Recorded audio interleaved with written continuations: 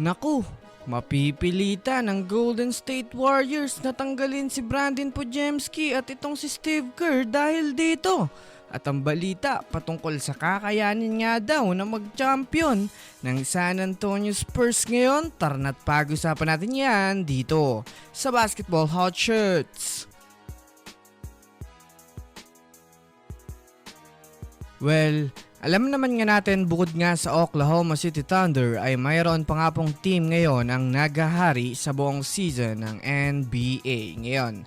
And yes mga kaballers, ito nga ang team ng San Antonio Spurs dahil kahit man nga po OKC ang number 1 sa Western Conference, Spurs naman nga po ang nanatiling number 1 sa NBA Power Rankings dahil na rin naman sa sunod-sunod na pagtalo ng Spurs dito ngayong season.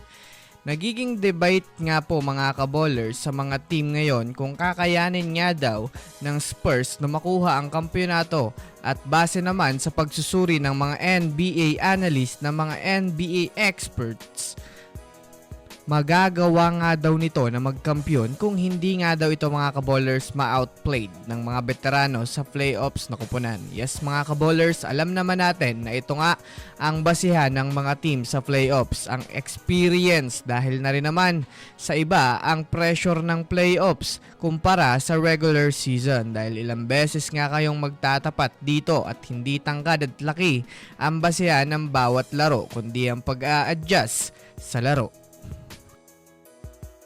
Sa naging laban nga po ng Warriors kanina kontra sa Houston Rockets, muntik na nga sanang manalo mga kaballers ang Warriors kanina kontra sa Rockets, ngunit nagawa pa nga itong matalo marahil sa natitirang segundo ng ball possession ng Rockets na lamang ang GSW ng isa 116-115 ay small ball lineup ang ginawang rotation ni Coach Steve Kerr na alam naman nilang matangkad ang lineup ng Rockets, so ang dapat nilang gawin ay papasukin ang kanilang mga matatangkad na player dahil maaaring sa ilalim kumuha ng puntos ang Rockets sa crucials. And as you expected, nangyari nga talaga dahil sa naging putback ni Alperen Sengun galing sa rebound na wala man lang nagawa ang kanilang mga player dahil sa tangkad at haba nito ni Sengun. Kaya maraming ang mga fans ang nagalit kay Steve Kerr na hindi naman nga daw player ang problema ng Warriors kundi ang kanilang head coach. Bukod pa dyan, base nga sa mga usap-usapan ngayon, maaari na nga daw palitan ng Warriors itong si Brandon Podziemski dahil sa marami na rin naman guards ang Warriors na kayang tapatan at higitan ng laro nito. Dahil nga sa problemang sobra na rin ang kumpiyansa nito sa kanyang sarili.